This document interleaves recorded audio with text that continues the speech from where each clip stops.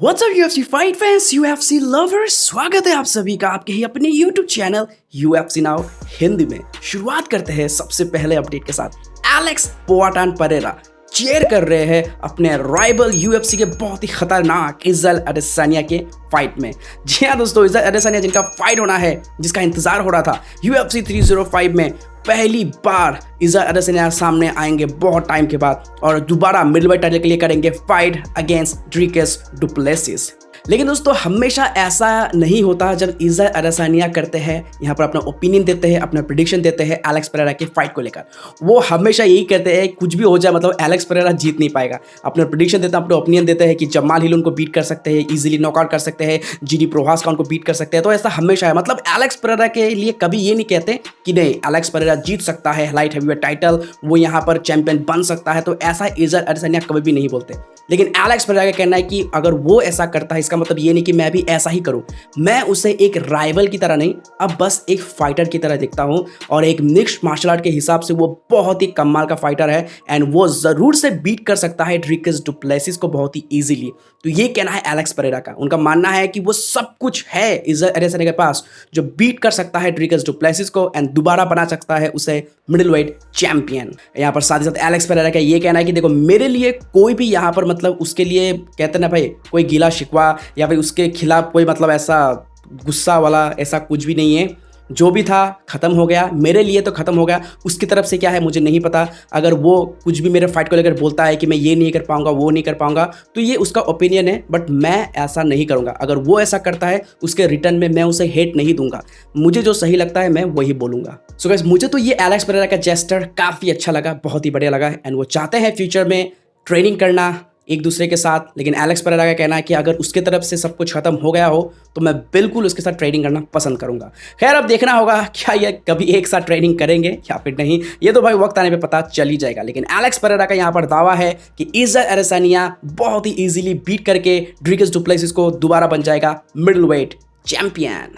Alright UFC fight fans, बात चली रही है एलेक्स पोआटान परेरा की, तो उनके नेक्स्ट फाइट को लेकर बात करते हैं। दोस्तों नेक्स्ट फाइट ये तो 100% श्योर है कि मागोमेड एंकलाइव के साथ ही उनका साथ फाइट होगा एंड नेगोशिएशन भी यहाँ पर चल रहा है। मागोमेड एंकलाइव यहाँ पर बात कर रहे हैं डेना व्हाइट UFC के साथ। तो इस ईयर के एंड में हमें ये फाइट जरूर से देखने को मिलेगा, मतलब 2024 ये 2024 में हमें ज़रूर से एलेक्स पेरेरा दोबारा फाइट करते हुए नजर आएंगे और वो करेंगे फाइट अगेंस्ट मागोमेड एंकलाइव, क्योंकि नेगोशिएशंस यहाँ पर चालू हो गए हैं, शुरू हो गए हैं। तो UFC के साथ बात चल रहा है। अब देखना होगा कि मागोमेड का ये नेगोशिएशन का प्रोसेस कब तक चलेगा और कब तक हमें ऑफिशियल अनाउंसमेंट देखने को मिलेगा डेना व्हाइट की तरफ से कि फाइनली एलेक्स पेरेरा वर्सेस मागोमेड एंकलाइव का फाइट जल्दी हमें देखने का मिलेगा मौका। तो गाइज यहाँ पर बहुत ज़्यादा मतलब इस फाइट का इंतजार हो रहा है, क्योंकि इस फाइट में एलेक्स पेरेरा का असली टेस्ट होगा, ऐसा सबका मानना है। लेकिन एलेक्स पेरेरा का कहना है कि मैं हर टेस्ट के लिए रेडी हूँ, क्योंकि मैं हर दिन कुछ ना कुछ नया सीख रहा हूँ। सिर्फ एक फाइटर के लिए नहीं, सभी फाइटर के लिए मैं अपने आप को तैयार करके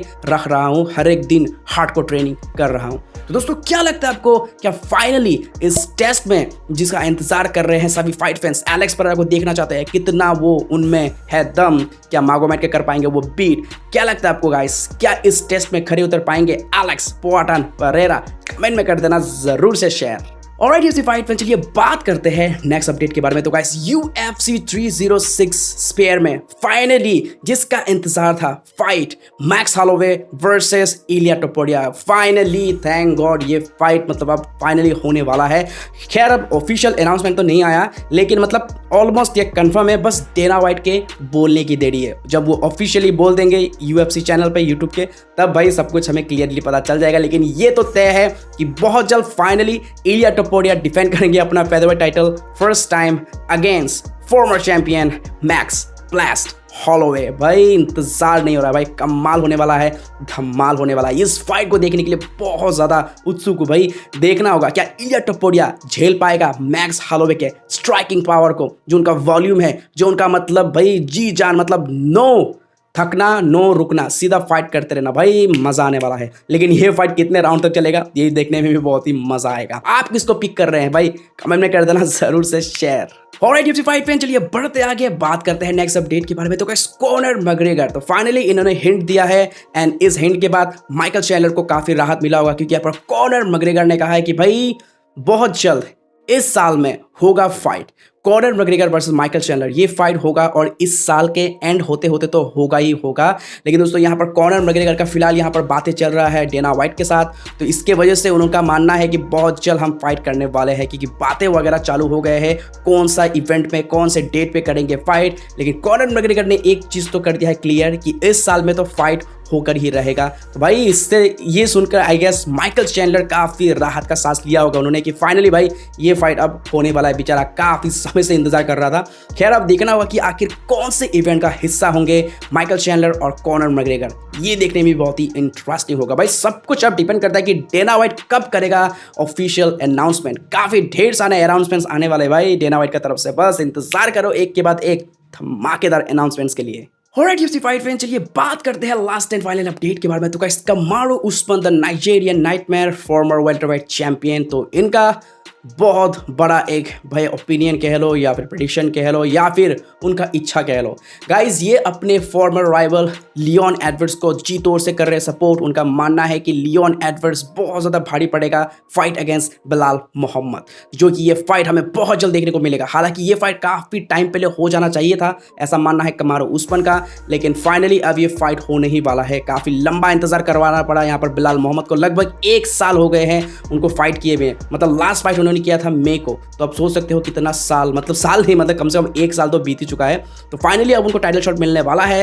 लेकिन लियोन एडवर्ड्स यहां पर कुछ अलग करेंगे ऐसा मानना है कमारू उस्मान का। एंड कमारू उस्मान चाहता है कि लियोन एडवर्ड्स इस बार अपना किलर को, जो किलर लियोन एडवर्ड्स है उसको बाहर निकालें, ताकि कुछ धमाकेदार फिनिश हमें देखने को मिले। क्योंकि इनके ज़्यादातर फाइट्स, लास्ट 10 फाइट्स में ज़्यादातर सबके सब डिसीजन विन आए हैं। तो भाई एक स्टेटमेंट तो सेट करना बनता ही है, और उम्मीद है कि भाई मतलब UFC 304 में अपने होम टाउन में भाई यहाँ पर लियोन एडवर्ड्स कुछ धमाकेदार तरीके से अगर नॉक आउट कर दिया जैसे उन्होंने कमारू उस्मान को किया था, भाई सच में बहुत ज़्यादा दबदबा बना लेंगे वेल्टरवेट डिवीजन में लियोन एडवर्ड्स। एंड भाई मुझे लगता है कुछ तो कमाल होगा, या तो कमाल होगा या तो सुपर बोरिंग फाइट होगा। भाई दोनों में से एक तो होगा ही होगा, लेकिन मैं चाहता हूँ कि भाई एकदम इंटरेस्टिंग हो और लियोन एडवर्ड्स धमाकेदार से करे नॉक आउट। आपको क्या लगता है, नॉकआउट होगा या फिर बोरिंग डिसीजन फाइट तक जाएगा? कमेंट में कर देना जरूर से शेयर।